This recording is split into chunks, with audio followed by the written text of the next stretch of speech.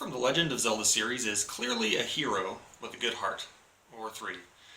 But he sure does leave destruction in his wake. I mean, he's breaking pots, he's stabbing chickens, he's getting arrested multiple times, the list goes on. Are these behaviors symptoms of a mental health disorder?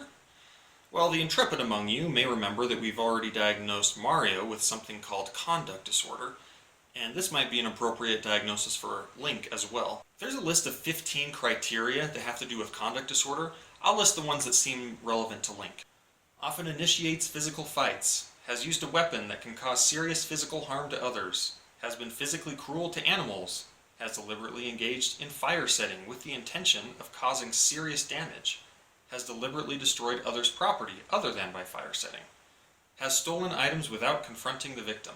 Like Mario, Link easily qualifies for this diagnosis, that is, unless some sort of cultural or environmental factor might offer a better explanation of what's going on. Now, a lot of these behaviors actually are pretty common in people in war-torn countries or high-crime neighborhoods, and they tend to do these types of things as a way to cope with their extreme environment. Now, Hyrule, where Link lives, is in an almost constant state of turmoil and war, and Link might be doing lots of these things just to cope with his environment. However, like Mario, I'm not sure that Link gets a free pass to do whatever he wants just because his environment is extreme. It's worth noting that virtually everyone else in Hyrule seems to get along just fine without breaking everyone's pots or stabbing chickens. No one else feels the need to sneak into people's homes and steal their rupees as a way of coping with the war. Most concerning of Link's behaviors is that he is almost always in a fight with somebody, and he brings a sword to those fights, even against unarmed opponents. Though a lot of what Link is doing might be justified by his extreme circumstances, even a single act of homicide is going to be considered very serious in terms of diagnosing conduct disorder. If Link wasn't constantly helping other people and showing empathy for them, he might be a candidate for antisocial personality disorder. Well, that's another childhood hero diagnosed with conduct disorder. Please subscribe and catch next week's episode where we will talk about why Link never seems to know what's going on at the start of the game. Prior to 2011, all Links in the Legend of Zelda series were considered to be the exact same person. If this is true, why is it that Link is always living in a new place with new relationships and basically a new life? Could the wonders of mental health offer an explanation to this bizarre series of events? Perhaps. There is a rare and rather extreme mental health condition known as a dissociative fugue. This is when a person suddenly and unexpectedly forgets their past and travels away from home. They'll usually have some confusion about their identity, but sometimes they'll assume a whole new identity. They'll also usually remember their past eventually, but that doesn't always happen. When this fugue state is occurring, people around them probably wouldn't be able to tell that anything was amiss because they typically act just the same as they always would. It's hard to know if Link is going through fugue states because if they are happening, they're happening in between the games. We don't actually see anything like that depicted during a game. It's notable though that at the start of each game, he's in a new place with new relationships and there's no mention at all about his past life or any of the old relationships. We may reasonably infer that Link is having dissociative fugue episodes, and that's why everything is so new. However, there's just too much that we don't know about this situation to say for sure that this is what's going on, but it probably is the best mental health explanation for it all. Well, a lot of this would be a lot more easy to figure out if Link would just tell us, so please subscribe and catch next week's episode where we will talk about why Link never speaks. Link doesn't talk. Ever. This symptom is obvious, but an appropriate mental health diagnosis is less obvious. This is because there's many different reasons why a person stays quiet. Is he not talking because he doesn't want to, or because he's not able to? Does his voice box even work? Is there some neurobiological reason why he's unable to comprehend what people are saying and respond back to them? Well, ideally, standardized psychological testing could be used to get to the bottom of this, but that's obviously not possible, so we will have to go by the information that we have. First of all, Link's speech problems don't appear to be biological. That is, his anatomy, his voice box, appears capable of producing sound. In fact, he makes all sorts of noises while he's swinging his sword and somersaulting across fields. His issue also doesn't seem to be neurobiological. That is, he seems capable of comprehending what people are saying to him, and we can tell that because he responds to them through his actions. Maybe they give him some crazy task to complete, and he does. Since Link has gone so long without speaking, a pervasive developmental disorder could be considered, like autism. However, for example, with autism, that's characterized by cognitive and social deficits as well as repetitive behaviors, and Link doesn't show any of that. Link could be diagnosed with something called selective mutism. That is when a person doesn't talk in specific social situations, like perhaps at school. However, this doesn't really fit with Link because he doesn't speak in any situation. Maybe Link has a social phobia?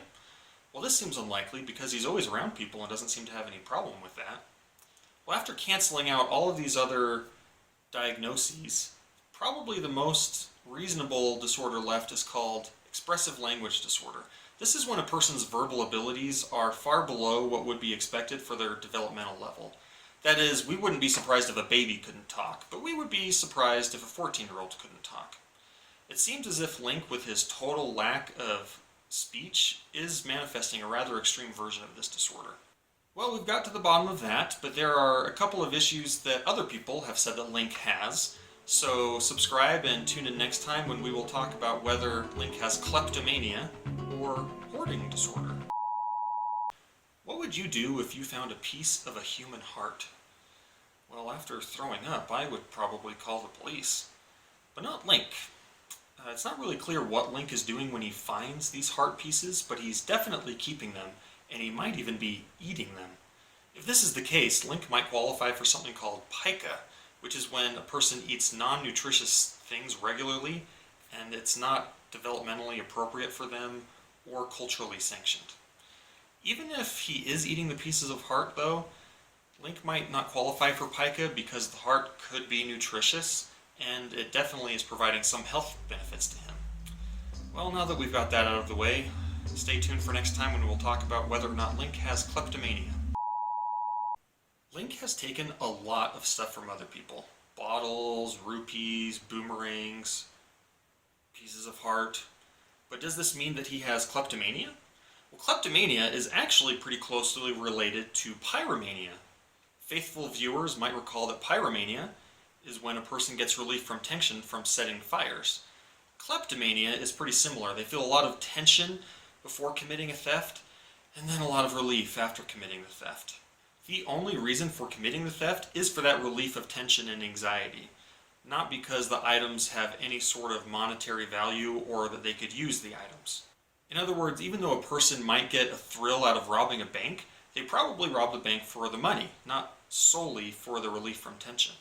So kleptomania and pyromania, and some other disorders, are pretty similar because they serve a similar purpose. It's just that pyromania gets the need met by setting fires, and kleptomania gets the need met by stealing things. Though Link does steal a lot of stuff, there's no evidence that he's doing it to get relief from anxiety or tension. In fact, the things he does steal have a lot of use to him throughout his quest, or he can sell them for a lot of money. If he's stealing things for these reasons, then they probably have a lot more to do with conduct disorder than they would have to do with kleptomania. Well, we've talked about Link quite a bit, but people have said he has one more disorder, so please subscribe and catch our final episode on Link about whether or not he has hoarding disorder. Link has a lot of stuff. He carries around bottles, nuts, metal shoes, even sticks. Does he have an issue with hoarding? It should be noted that hoarding disorder has only recently been recognized as a mental health issue, officially becoming a disorder in 2013. I personally consider it more a symptom of obsessive-compulsive personality disorder, or obsessive-compulsive disorder, which is OCD. Hoarding disorder is when a person collects a lot of stuff and has either an unwillingness or complete inability to get rid of it. The amount of stuff is so great that part of their home, or even all of their home, becomes unlivable. And the idea of getting rid of this stuff causes a lot of distress to the person. In the games where Link's home is depicted, it appears free of clutter. There's not really any indication that he collects lots of things and has a problem getting rid of them, or has strong urges to save them. In fact, when he gets a new item that's similar to an old one, he apparently just chucks the old one away. Even though Link has a lot of items, it doesn't seem like he has an issue with hoarding. Well, that's it for Link. if he could keep his memory for more than a month and talk to people, maybe he wouldn't get into so much trouble. Well, please subscribe, because next time we will be leaving the cuddly land of Nintendo and talking about Kratos from the God of War games.